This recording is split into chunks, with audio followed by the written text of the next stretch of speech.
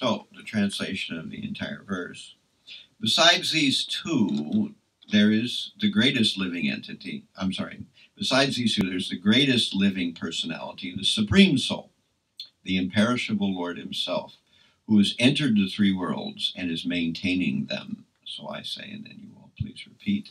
Besides these two, there is the greatest living personality. The Supreme Soul.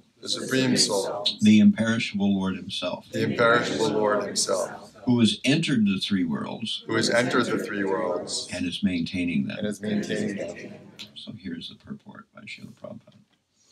The idea of this universe is very nicely expressed in the Katha. The idea of this verse is very nicely expressed in the Katha Upanishad 2.2.13 and in the Svetasvatara Upanishad 6.13.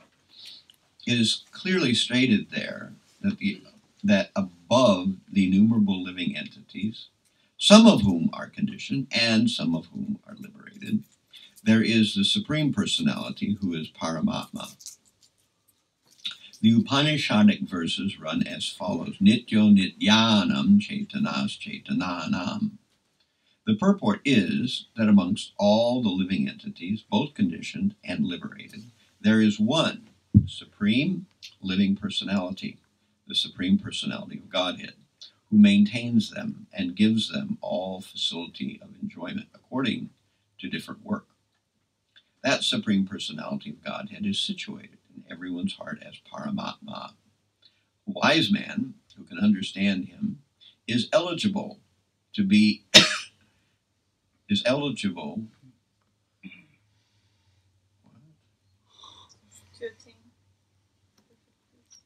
my version it says a wise man who can understand Him is eligible to in perfect peace. Something must be missing there. What is it?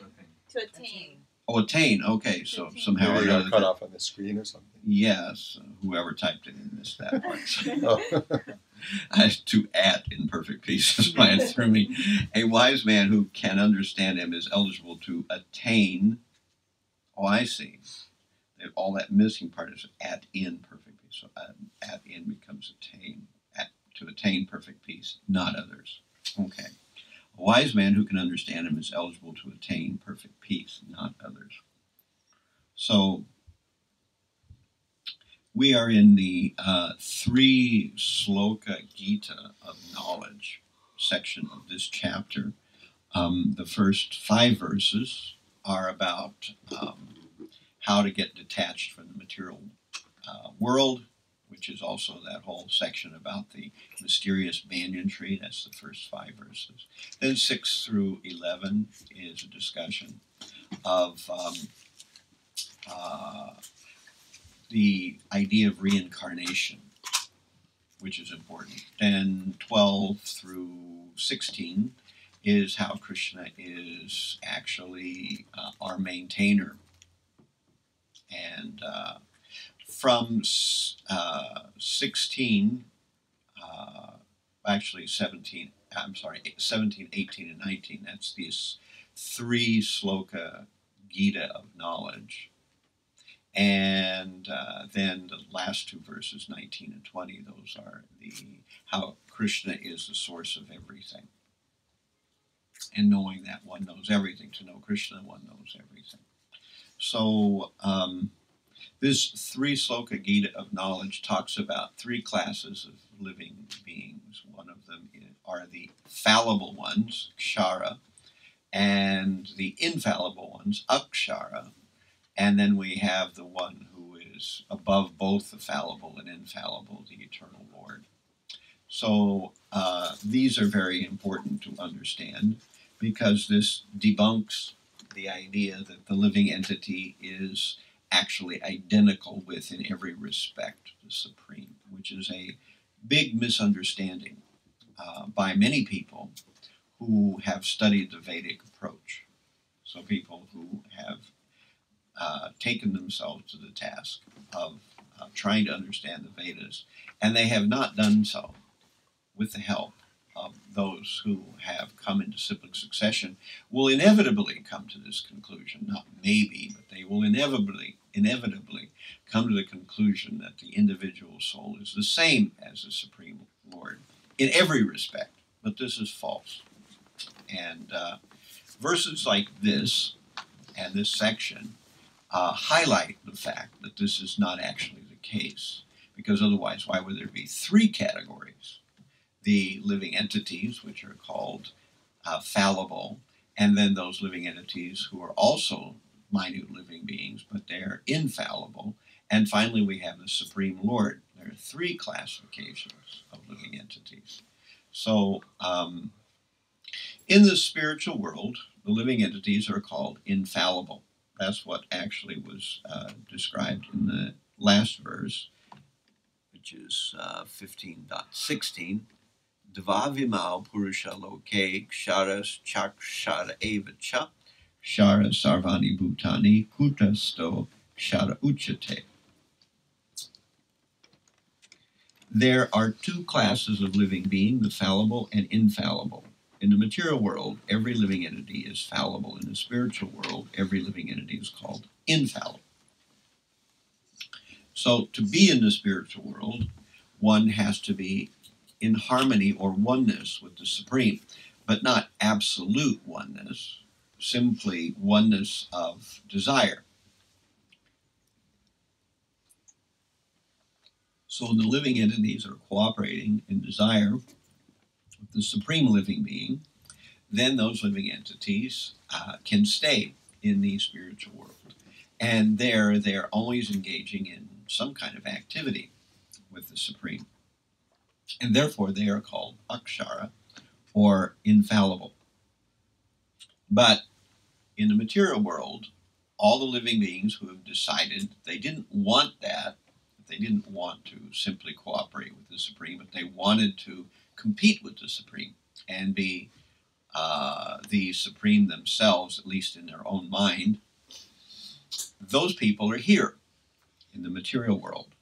And so they are called kshara, or fallible. Evidently, I looked it up in the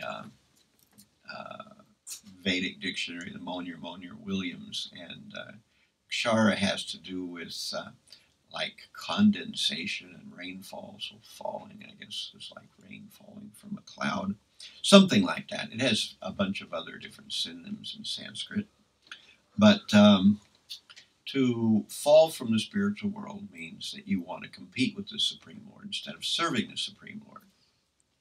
And the Supreme Lord sets up an entire domain, the material world, where people can pretend that they are the Supreme themselves. And this, of course, is one of the first fundamental mistakes of the material world. And as long as you are convinced of this mistake, you will not leave the material world. You can stay here as long as you like. But it is not the actual fact. So the living entities who are in the material world are called fallible, kshara. The living entities who are in the spiritual world are called infallible, akshara. But there's another akshara, the parama akshara, the supreme infallible, which is the Supreme Lord. So this puts aside this notion that the living entities and the Supreme Lord are some exact equivalent of one another. Some people put forward the idea that the living entity is in illusion, and when the living entity comes out of illusion, the living entity recognizes that he is non-different from the Supreme in every way, which of course doesn't even sound that plausible, but people have this notion, and they say that this is what the Vedas say. So indeed we are one with the Supreme Lord, but not in every respect. We are a tiny part of the Supreme Lord. So there's a lot of analogies. A drop of water may have a bunch of dissolved trace elements in it, and the whole mass of seawater may also have some dissolved trace elements in it. And if we chemically analyze them, we will see that the proportion of dissolved minerals in the drop of seawater and in the whole ocean is the same. There's the same proportion there. But the drop in the seawater the drop of seawater and the entire ocean are not the same. As Prabhupada says, you can float a battleship in the sea, but you cannot float a battleship in a drop of seawater. So another analogy is given that there is a tiny spark and it flies out of the fire at night when somebody's got a open fire blazing with wood. So the sparks pop out. And the spark is actually a part of the fire, but the spark is not the whole fire. The fire is not going to go out right away, but the spark will immediately go out when it touches the ground. So we are like the spark and not the fire. We are like the water droplet and not the ocean. And we are like the hand and not the entire body. So the hand is certainly a part of the body, but the hand is not the entire body. The hand is just a part of the entire body. So similarly, we are said to be one with God. That is a true statement. But we are not identical with God in all respects. And Rupa Goswami goes so far as to list 64 qualities that are possessed by the Supreme Lord Krishna in full, of which only 60 are possessed by his direct expansions, and only 55 of those 64 qualities are possessed by the demigods, and that to a moderate degree. And only 50 of those 64 qualities are possessed by us, the living entities, but that to a minute degree. We have also the same properties as the Supreme Lord, at least 78%, which is what happens if you divide 50 by 64. So we have 78% of the categories of the Supreme Lord's energies, but we have them only in minuscule proportion. The Supreme Lord has all these qualities. And so in that way, we are one with the Supreme inasmuch as we come from the Supreme. We have many of the properties of the Supreme. And we can have the same desire as the Supreme, but we are not absolutely equal to the Supreme in all of his qualities, nor certainly in the quantity of those qualities that he possesses. So that's why Prabhupada oftentimes said, we are one with the Supreme in quality, but not quantity. So we are unable to do what the Supreme Lord does. And Prabhupada quotes these two verses, which evidently have the same Sanskrit in them, the Svetasvatara Upanishad and the Katha Upanishad. So in the Svetasvatara Upanishad, we have this Nityo Nityanam Chaitanas Chaitananam Eko Bahonam Yovidadati Kaman. So Nityo means eternal. Nityanam, the anam ending, indicates out of all in that category. So there is one eternal, Nityo, in the category of all eternals, Nityanam. Chaitanas means living entity. Chaitananam means all living entities. So in the category of living entities. So Nityo, there's one eternal out of all eternals. Chaitanas, Chaitananam, one living entity out of all living entities. And what's special about that living entity? Eko, that one, Bahonam, of the many, Vididati Kaman, is able to bestow the Kaman, or the desires. So out of all the living entities, there's one and only one living entity who's actually able to give the material desires to all the other living entities. So that's a special living entity, and that's the Supreme Lord. That's how he differs from the living entity. So we also ran into this in chapter 13, where we heard that there's the soul, the super soul, and we heard that there's, we learned that these two are not the same. The Supreme Soul and the individual soul are both in the heart of the living entity, but the individual soul is only minute, and the living entity's original soul is in only one body, whereas the super soul is in all bodies. The living entity, or the jiva, or the kshetragya, knows what's in one body, but the paramatma knows what's in all bodies. So I know what's going on in my body, and you know what's going on in your body. But I don't know what's going on in your body, and you don't know what's going on in my body. But the Supreme Soul, the Paramama, knows what's going on in every body. So therefore, he's in a special category. All right, so I'm going to ask, are there any questions about that particular segment of what we're discussing today?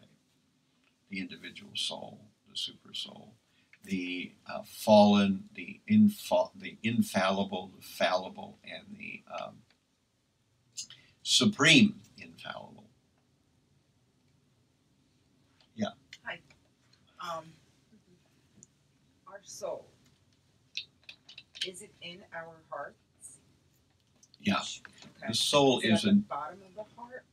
It's the soul is a non-material item. It's not made out of matter like our. Essence. What's that? It's an essence. Yeah, it's a different category of things. There are realities and solid realities that are not made of matter. And so our soul, in fact, oftentimes it's wrong to say our soul. We are the soul. That is who we are. We, instead of our body having a soul, we're not a body that has a soul. We're a soul that has a body. So who we really are is the soul, and we have a body around the outside of it. And it's kind of like we pilot this big battleship around for, 60, 80, 100 years or whatever it happens to be. And then we turn it in for a new one, usually. And the soul then becomes ensconced in another body somewhere else. And this process is known as transmigration or reincarnation. However, although the soul is described as 1/10,000th the size of a tip of a hair in dimension, it is said to be in the heart, and it imbues what we call consciousness to the entire material frame. Of course, once that soul leaves, then that body immediately ceases to move, ceases to have personalities and everything else. As a matter of fact, it's quite amazing that if you study anything about medicine, that the body is this whole Barnum and Bailey thing of thousands of bizarre things going on at all times. It's communicating with itself in all kinds of unusual chemical reactions. And these chemical reactions are not just physical chemical reactions. There are whole cascades of various unusual reactions. At the time of death, they all stop, or they start grinding to a really abrupt halt. So there is physical chemistry, and then there's biochemistry, two different branches, and sometimes people major in one and not the other. But physical chemistry has one thing that it does, but biochemistry does all these things that the minute death takes place, it stops happening, even in an amoeba. So just that living force, which is not immaterial, but it is tiny, is making all that happen. And the minute that force leaves, then the chemistry of the body goes back to just regular pchem, regular physical chemistry, and begins to disintegrate. The Barnum and Bailey thing just stops happening, and, the circus goes home. And because it's just physical chemistry after that, the individual components of the body start to disintegrate quite rapidly. And all kinds of, little guys, of all kinds of descriptions, bacteria and other parasites and things, they go, wow, now we can go to town. The immune system says, okay, I'm done.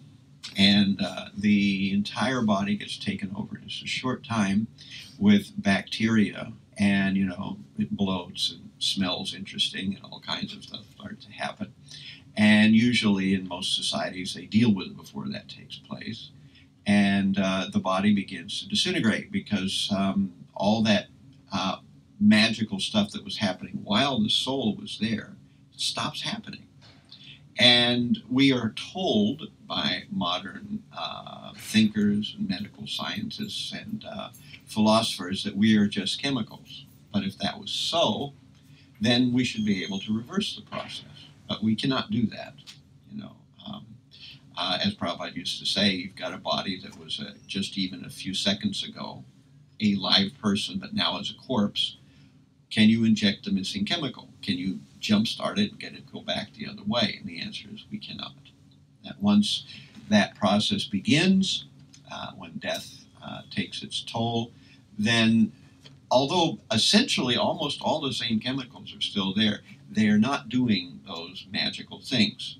And similarly, on the other side of the coin, we hear all this stuff about science creating life, but nobody's ever done it. All they've done is just get life to do what it always does by getting an egg and some kind of sperm or something, putting them together. Big deal. You know, life was already there. They just put together already living things. But can they build even the most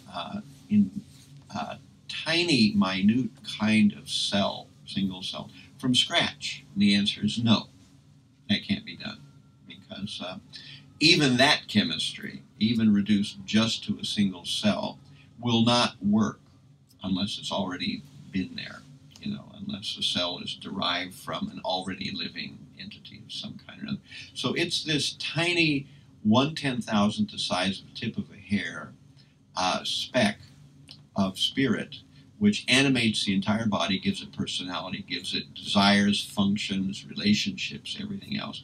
The minute it's gone, the body is just this scary bunch of chemicals that are starting to stink, and we got to do something with it. You know, that's all that's left. So the body is made of matter, and the soul is not made of matter. It's made of Sat, Chit, and Ananda, which is eternity, knowledge, and bliss. But it is particulate.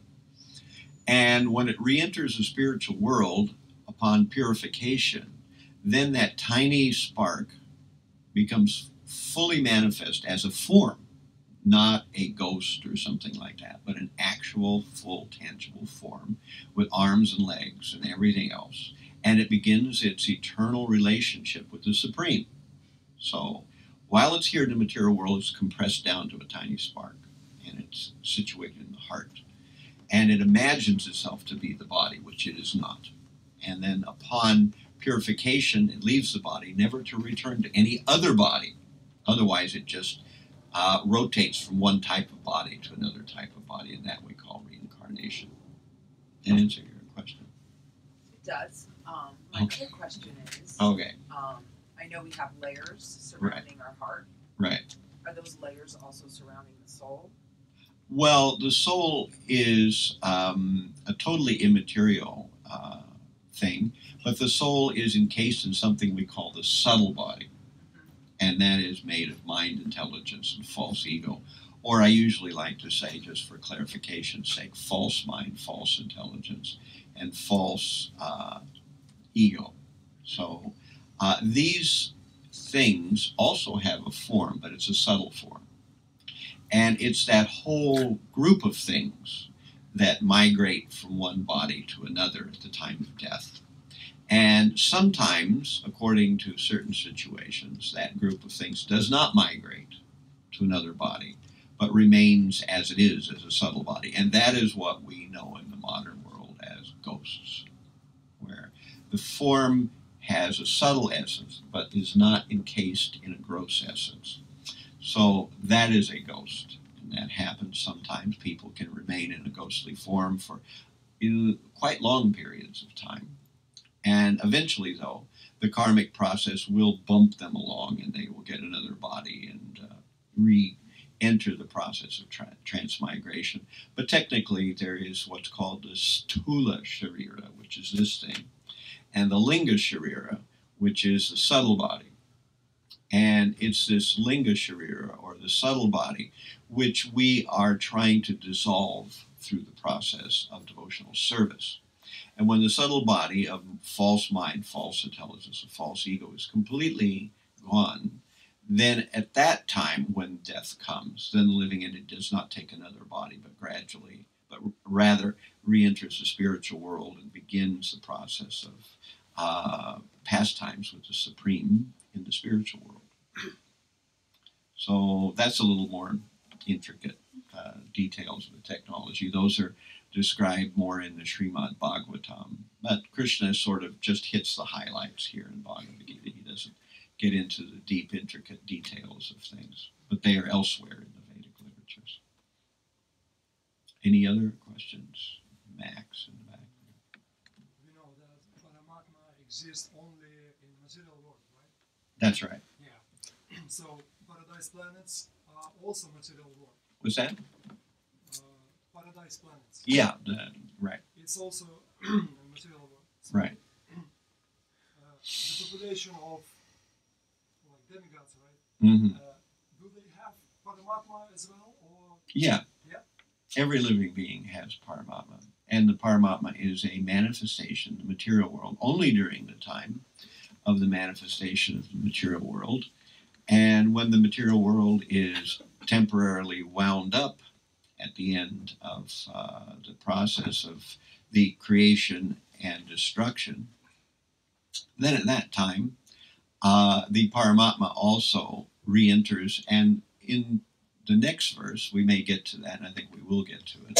It describes that in the purport, Prabhupada talks about the Paramatma blends into the Brahmajyoti for a while. And then, of course, when Vishnu exhales again and there's a new creation, then all the new universes come out.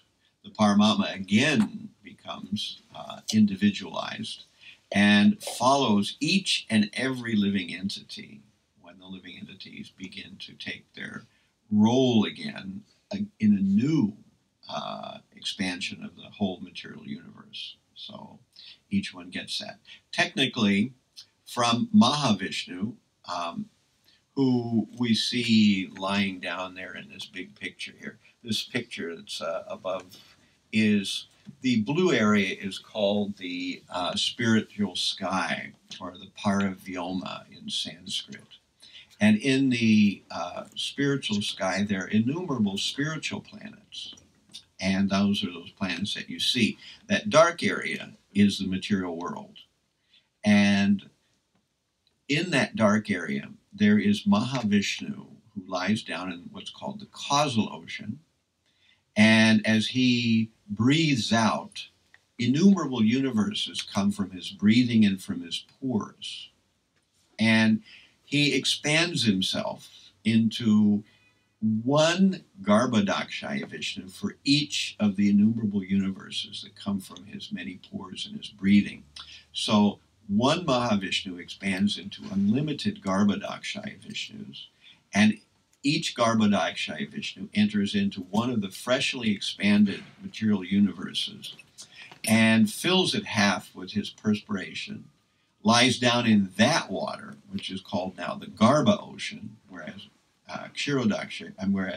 Karnadakshaya Vishnu lies in the causal ocean. Garbhodakshaya lies into the Garbha ocean, which is in each universe.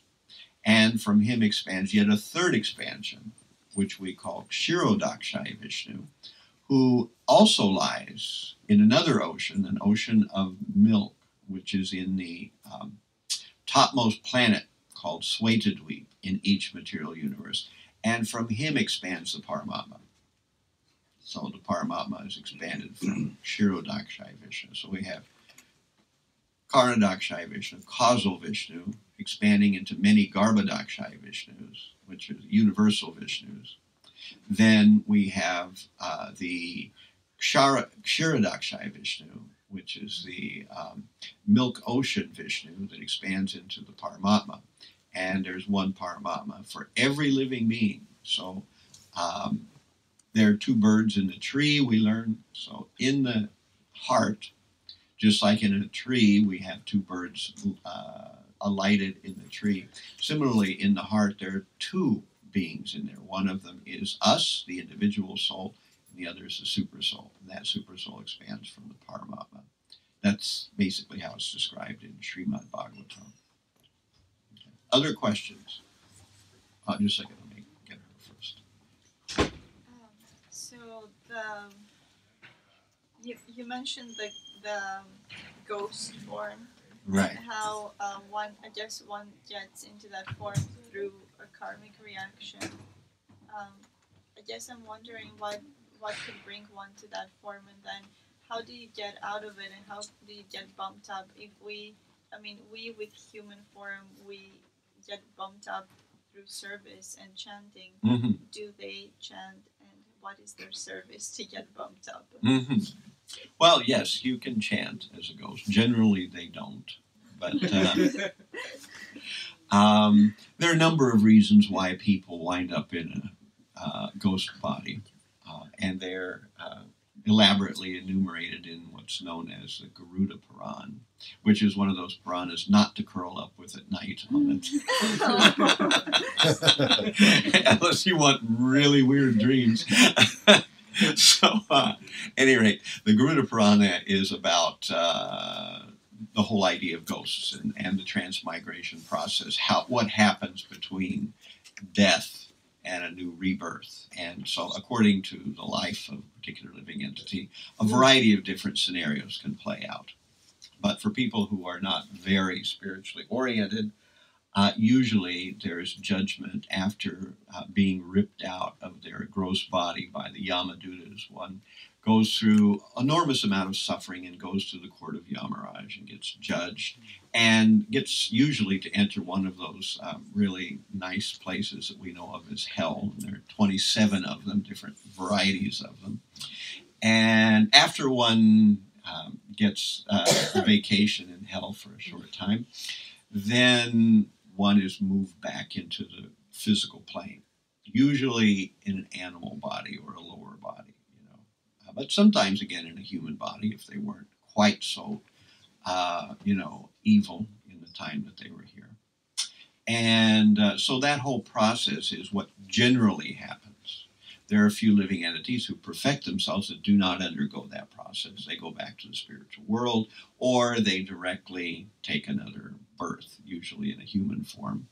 And then there are those who actually play the game of spiritual purification, where they perform pious activities, and they may even wind up taking a demigod body. That's possible in the heavenly worlds, and they don't go through that. But people who die suddenly, who live really tragically debased lives, and people who are murdered, oftentimes they wind up in a ghostly form. And such people, and people who commit suicide, usually wind up in a ghostly form. And for suicide, the idea was that the body really wasn't yours. You thought it was, but since you untimely ended it, now you don't get one for a while. So you're in that middle period where you took your own body away, so now you don't get one for a while. And this is why, just as in this material world, most people have bodies and they don't know where they came from or where they're going or what's really going on here. In the ghostly, subtle world, similarly, people don't know how they got there and what's going on either. And they can witness this plane. The ghosts are aware of the plane that you and I are in, the material plane, but they can't interact with it directly, which is very frustrating, and that's why ghosts in general are very frustrated. So they will remain in that position until their ghostly karma runs out and they get a chance to get integrated back into the cycle of reincarnation. And so Shiva is generally considered Bhutanath, and he is the leader or the head of all the ghostly living entities, and he tries mercifully to arrange for them to once again be in the cycle of reincarnation, because at least then you're moving along in the cycle. But while that's not happened, then generally speaking, people can be ghosts for a long time. And it's also mentioned in the Garuda Purana that sometimes in the process of dying and going to where you're going to be reincarnated again or being judged, just as in the regular material world, sometimes prisoners escape from the custody of the police. Similarly, something can happen. And if you escape from the custody of the Yamadutas, you cannot be prolonged. You cannot go through the cycle of birth and death until you report to Yamaraj and get punished, and go through that. Otherwise, you will be a ghost for that whole time. So in the Garuda Purana, it talks about the plight of people who are in that situation in a ghostly form. It's not very happy. So if a ghost listens to Bhagavad-gita, there's many stories in the Gita Mahatmya of how a ghost or someone similarly misfortunate happens to hear somebody reciting Bhagavad-gita or some other scripture, and takes it to heart. They can be removed from that situation and get a chance to reincarnate again in a body and go on.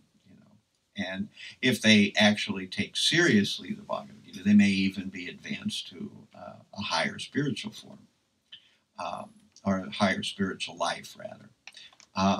And we also find in the Garuda Purana that if a king or a sage or someone encounters the ghost, then the king or the sage can perform various activities to help that person also move along in the cycle of reincarnation, get them out of that ghostly sort of nowhere world of being a ghost. So that's a few items about that. Yeah. Sorry, follow up. Yeah, I know it's an interesting topic for a lot of people. But they do interact, or they do have some contact with. They do, this certainly. world. So generally they get their some jollies by With playing some tricks on people. us, So that's one of the few things that ghosts can do. They can play with our minds, and that's why Halloween and everything is there. It's not this whole ethos is very real. That people are in that situation, and they're very disturbed, very frustrated, and so what they can do is they can interfere with what people are doing in this world by influencing their minds in certain ways. And of course, in the material world, we are connected to our gross body, but if we take intoxication, or we become too much addicted to sex life, or we become mentally destabilized by emotional difficulties, then the connection between our gross body and the subtle body becomes weaker. And then the ghosts have an easier time to influence us. In fact, they can push us out and get behind the wheel. And that's what we commonly call schizophrenia. So what can happen is that the disembodied living entities can actually take over the body of a living entity, provided that living entity has become very dysfunctional as a result of either too much intoxication or too much emotional stress or whatever it is. And this is why we find these very unusual phenomena of multi-personalities and everything, because indeed they are different personalities. And Inside the same right. body. The body becomes like a bus, and different people get to drive the bus at different times. So not a very happy situation. So that's why we recommend people not to get involved in, intoxication thing. Because intoxication actually, the reason it makes a person feel euphoric is because actually, literally, it's pulling the gross body away from the subtle body. And when we're away from the gross body, it feels euphoric because the subtle body is actually a lot lighter and has less suffering than the gross body does. But of course, it's only temporary. And if you weaken that connection, then you are also inviting all these people out there who are in that limbo of not having a gross body to have their chance at, influencing you in some way, sometimes actually to the point of being able to run your machine for a while. So. And why? So, I'm so sorry, Adam. Last one.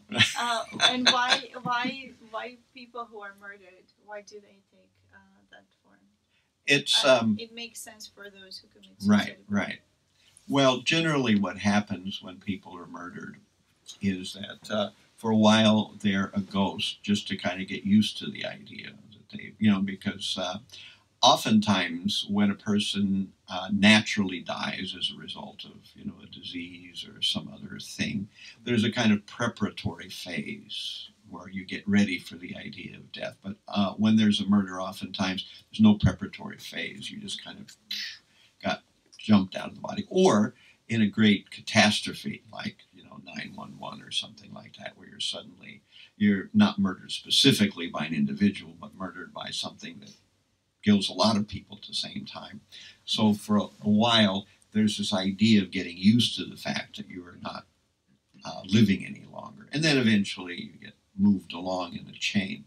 And it's interesting that there's a researcher who was named Ian Stevenson who wrote a book called 20 Cases Suggestive of Reincarnation. Of course, he's not living any longer, Ian Stevenson, but he studied the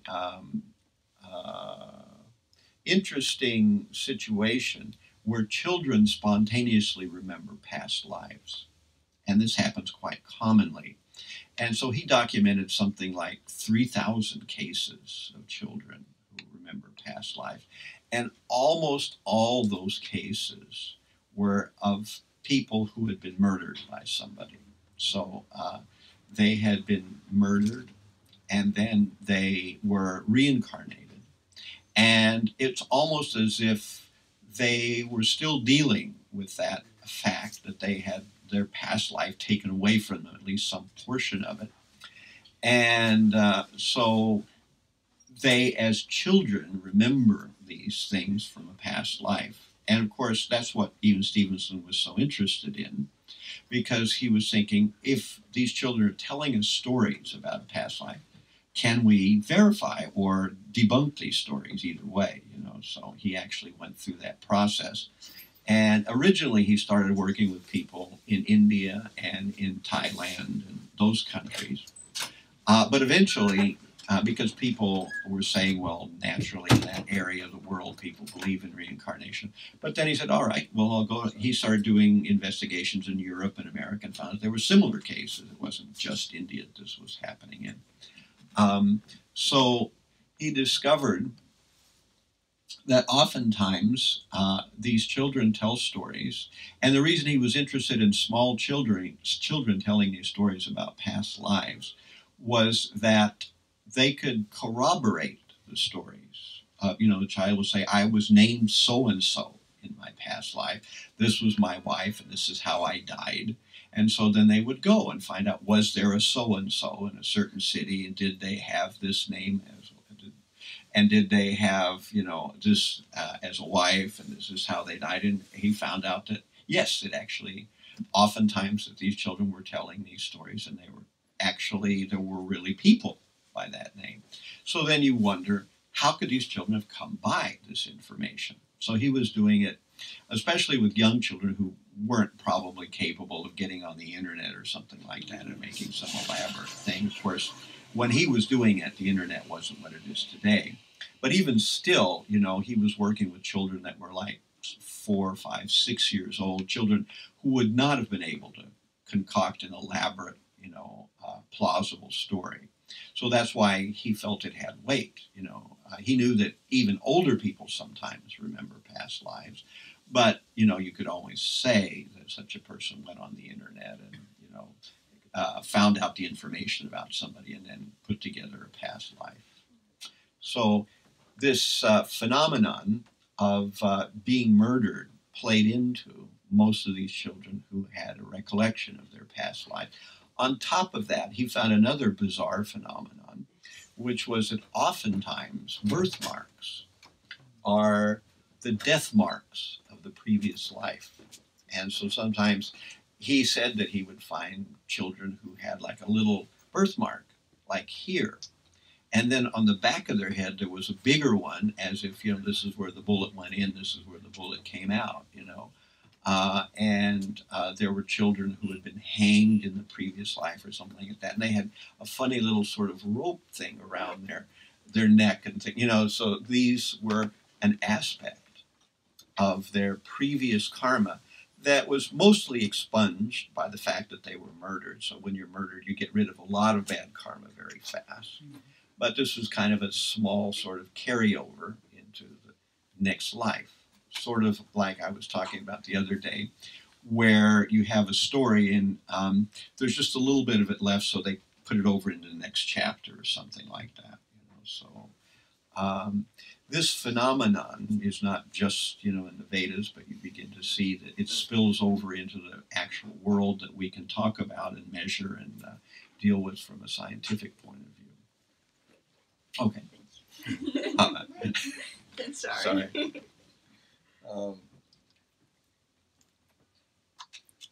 Marge, you were saying that people who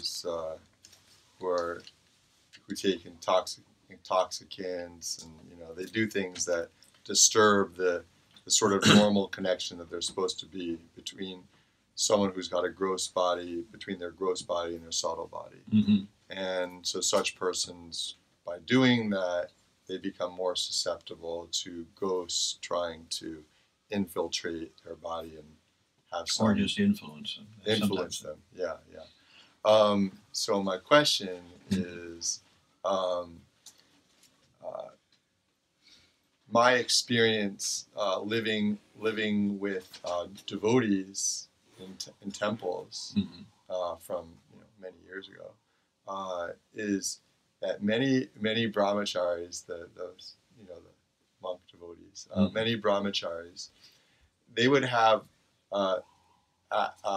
experiences that we would share with one another about how while they're in the ashram, they would have many experiences with ghosts, especially during Brahma Muhurta hour when they're sleeping when they shouldn't be. And they also share that before becoming a devotee, they were not aware of having such experiences. Right. So I wonder if you have any I have some ideas for why that may be, but I was wondering if you might. Why it is. Well, it seems like for some reason or another, when a person becomes a devotee, at first they really attract a lot of those living entities. I know when I first became a devotee, I really went through a lot of hellish stuff for a while until finally I kind of normalized out of it. There's some reason that people who become devotees are attractive to living entities in that situation, kind of like, why is it that certain types of animal predators are attracted to a certain kind of prey? I don't know. There's probably some element of something there that makes that attractive. But generally, some people are very open to that world because of their past life in their situation. So some people, for them to talk about ghosts or those kind of experiences, quite natural because they've seen them, they've dealt with them, and they have experiences with them a lot. For other people, they never have those experiences, practically speaking, because for whatever reason, they never went down that road in any kind of lifetime. So therefore, for them, when you talk about ghosts, they think, oh, you're just making things up or whatever it is. But so some people are sensitive to that other world, and some people are not. Just like, some people can play music and some people can't. Some people can speak many languages and some people can't. Some people can understand mathematical equations and some people can't. So there's this kind of element of individuals that makes them either open to that world or not, in a natural sense, even from an early age. So getting back to more your question is, why is it that they're attracted? I think, there's, at least I would give one of two theories. One of them is that living entities in the ghostly body, they're attracted to devotees because they're hoping the devotee can liberate them somehow or other. Just as we have many stories in the Bhagavatam and other places about living entities in some ghostly form being attracted to somebody in a spiritual ashram, hoping that they would be liberated. The whole story of Gokarna is like that, that he had a brother, and his brother was, completely debauchy and had no interest in spiritual life. He had a number of prostitutes. He was doing things with them, and they worked together in this kind of big thing where they would have people come and then they would kill them and take their money and stuff like that. And finally, he died. He was killed by one of the prostitutes. And so he came to his brother, Gokarna, and said, I'm in this horrible situation. Can you help me? And so Gokarna said, all right, you can listen to Srimad Bhagavatam. So he had, his brother who was listening, and then gradually, by hearing Srimad Bhagavatam, he was liberated from his condition. So I think sometimes ghosts are attracted because they have this hope that they can be liberated. And other cases, I think some others think, oh, this person thinks they're going to be spiritual. Let me see if I can change that. So they attack as if you've kind of declared war on the material energy. And so now there's various elements of it who think let me see if I can play with this person. And of course, it also has to do with your location. Some locations are just seriously haunted, and if you happen to be living in such a place, then you'll really have to go through some changes. And I've been through that too, where, actually, I've heard that one of the temples that was here in New York City at one point was a morgue before that. So you can imagine that you would get a lot of interesting dreams in a place like that. Where we were in New Zealand at once. I think it was the, what do they call it, the Henry Street Temple. Really? Yeah, somebody was telling me that, or maybe I misheard, but was telling me that, or it might have even been one of the other temples. But so, you can imagine that a place like that would have a lot of interesting entities in it to communicate with if you were inclined. And so, at any rate, places where there's a lot of dark activity, where there have been murders, where people have committed suicides, places where there's a cemetery nearby, places where there's some kind of, other kind of really horrible activity, attract these kind of entities.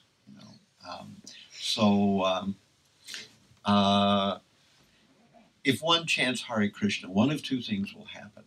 Either the ghosts will become purified by it and they'll stop bothering you, or they'll finally just be terrified by it and leave you alone. So one of those two things will happen. That's why we always recommend that the solution to one of those interesting locations where there's a lot of ambient living entities and subtle forms is to engage in Kirtan quite often. Eventually they'll leave. Either that or they'll be purified, one of the two.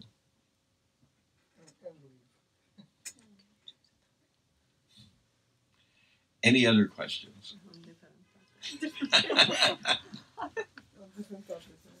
Right. So this is the world that we live in. So it's quite well known that there are many places that have ghosts of various types, and people who don't even know about the ghost will meet that ghost. And then, so you wonder, how is it that somebody who's never even known of this living entity will meet them and describe qualities about them that other people have met? So it isn't just that people make this up. This has actually been going on for a long time, and it's part of the fabric of our world. And some people, if you're fortunate, you're not open to that dimension very much, and therefore you can poo-poo it or just kind of not think about it. But if you happen to be really open to that dimension, then it will really affect you quite extremely. Yeah. Maharaj, in the previous verse, you were talking about Shara and Akshara. The Aksharas are the ones from the spiritual world who are infallible. Right. So then how does the living entity fall if they're all infallible? Well, right. We talk about infallible, meaning generally that they are, in this sense, cooperating with the will of the Supreme. But we know that although a person in the spiritual world cooperates with the will of the Supreme, that's why they're in the spiritual world, we have eternal free will that never gets abrogated or abdicated under any circumstance. So at some point, the living entity can causelessly decide that why should I be here? Why can't I be like the Supreme? And of course, the next idea is the Supreme answers, well, you certainly can. And there's the material world, go check it out. And so living entity goes, hot diggity dirt, and enjoy in the material world. And we get here and we find out the taste is not quite so sweet when we get here. We wind up in the material world, and then we discover our mistake. So also in the Vedic literature, there's this idea of eternally conditioned and eternally liberated, which also tends to throw people. But I take that to mean that one is eternally conditioned, meaning as long as one decides that they want to compete with God, then one is eternally conditioned. The minute you decide that you don't want to compete with God, then you're eternally liberated. It's just a kind of usage, because essentially no one is eternally conditioned, nor is anyone eternally fallen or eternally a fallible living entity. So if we purify ourselves through devotional service, we can go back to the spiritual world. But of course, in the spiritual world, even when we go back, still, we always have free will. We could come here for a second go, but almost nobody ever does that. And that's why in Bhagavad-gita it says that one who goes there never returns. Krishna is saying that in Bhagavad-gita. So that's how I would reply. Yes? Thank you so much, Maharaj, for coming and speaking about this topic. Is there even a fine print for souls deciding to maybe entertain the thought of not following the will of the Supreme? Is there a fine print? Like, okay, if you go down, you're going to have to go to the cycle of reincarnation over and over. Does anybody warn them about this? I'm not sure about that. That's a valid question. But I'm not sure whether... Fine print anywhere? Yeah, I don't know if you get the chance to find out, okay, you can go to the material world, but this is what it's like. I get the sense that maybe you don't really understand the full, niceties of the material world before you get here. But when you get here, you understand them soon enough. So it's, an excellent place. I don't think there's a travel bureau in the spiritual world that gives you some brochures of what the material world looks like. Otherwise, I think more people would avoid it, But we come here and then we're incarcerated for a few million births, and then we discover our mistake and we go back, Yeah.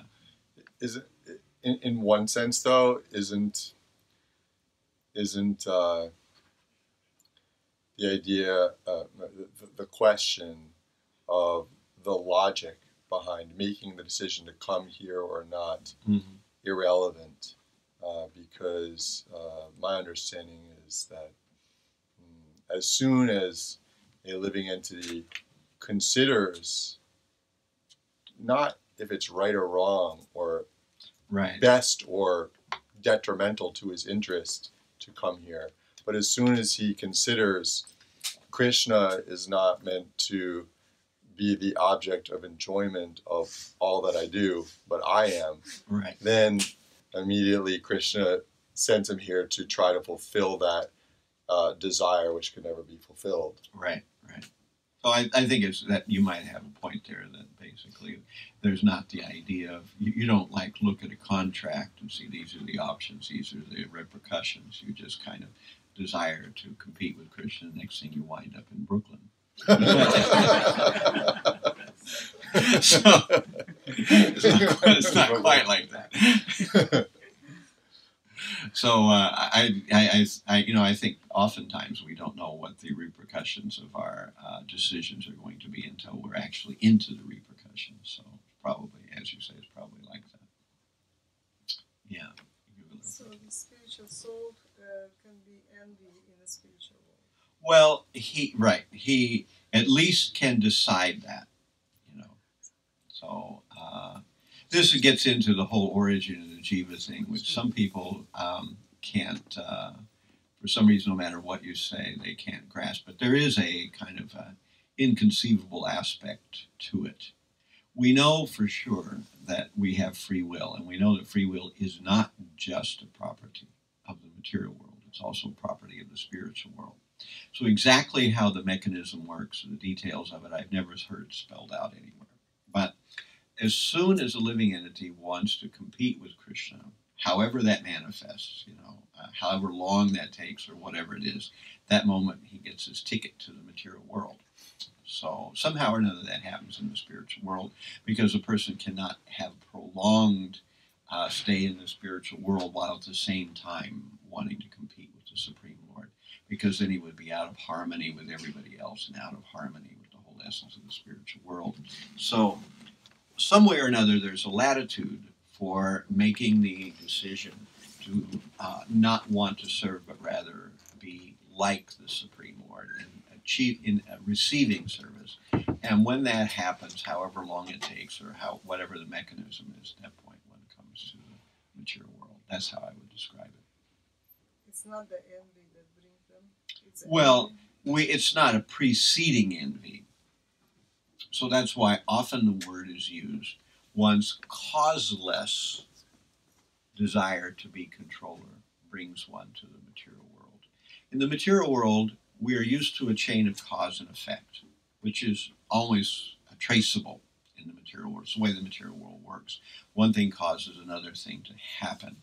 So if we say this person murdered that person, well, we can say, well, they didn't like that person because of something that happened before, and they themselves had a history of, lashing out at people. You read this stuff in the newspapers and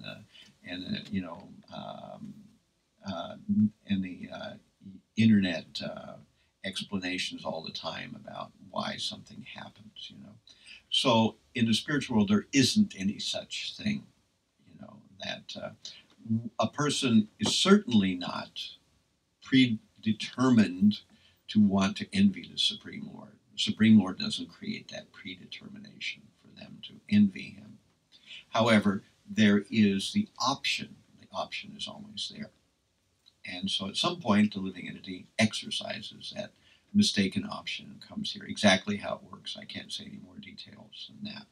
So maybe for a split second, envy is allowed in the spiritual world, and therefore you come here. Or how it happens, I'm not exactly sure, but something like that. Because otherwise no one would ever come here, and otherwise we would not hear the scriptures explain that this is how we make it to the material world. So the envy is here in this world. Well, right. So prolonged envy, all those things are here, because in the material world, you can have that attitude as long as you want. There's nothing that stops you from envying the Supreme Lord or envying anyone else. You can do that as much as you want. The material world makes no such restrictions. So in the spiritual world, there is a restriction, and once you exercise it, then you're asked to leave.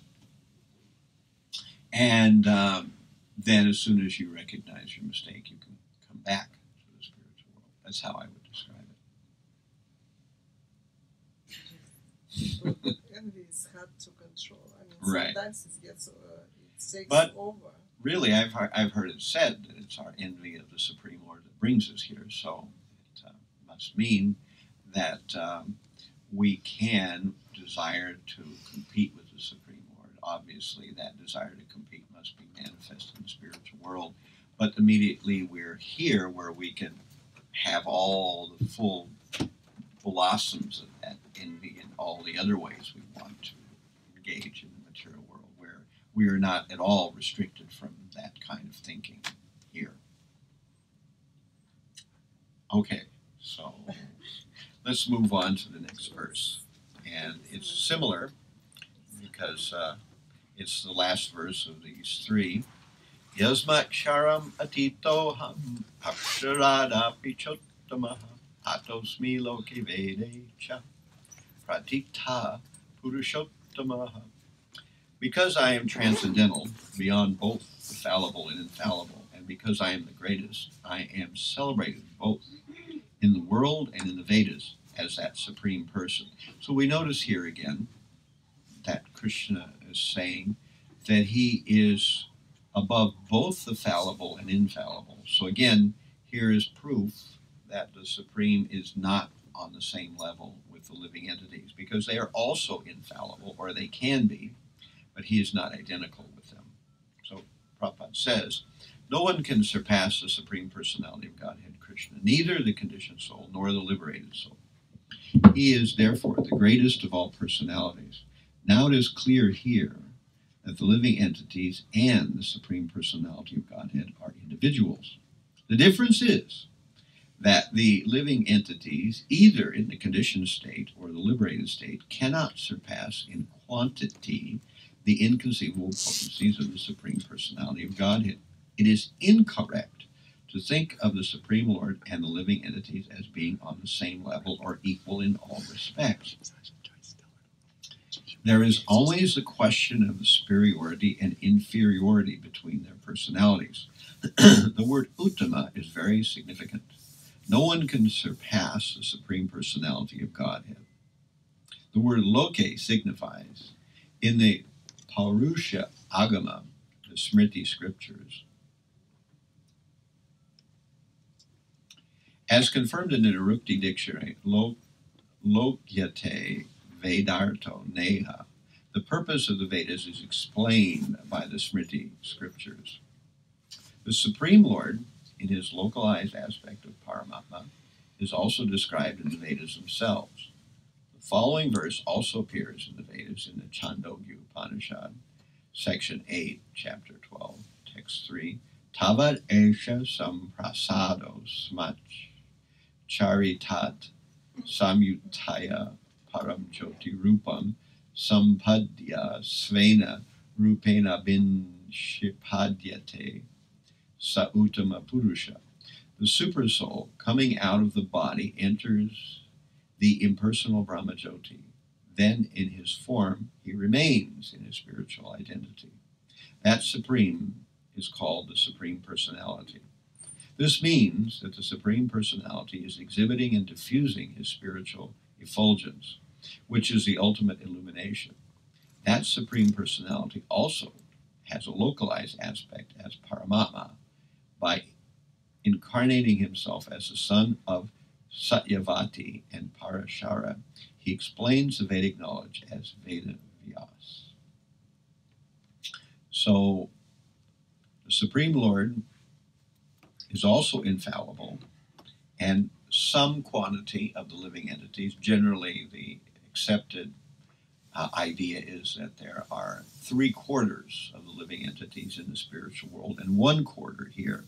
So Tripad Vibhuti means the 3/4 that are in the spiritual world, and Ekapad Vibhuti means the 1/4 that are here. So the 3/4 that are in the spiritual world are the infallible, the 1/4 that's here are the fallible, and the Supreme Lord is beyond both. And here we were hearing that as Supersoul, as Paramatma, which is a localized feature, he inhabits the heart. And when the living entities are, when the material universe is wound up, then he enters the Brahmajyoti for a time and then comes back out again. That's what we were hearing. And we also hear that he follows the living entities everywhere during the time that they are incarcerated in the material world. And of course, the very end, Prabhupada explains that Veda Vyas, who is the literary incarnation of the Supreme Lord, is here to tell us all these things in the form of the Vedic literatures which he writes. So, any final quick questions? Because I've been given the fact that we are over time here.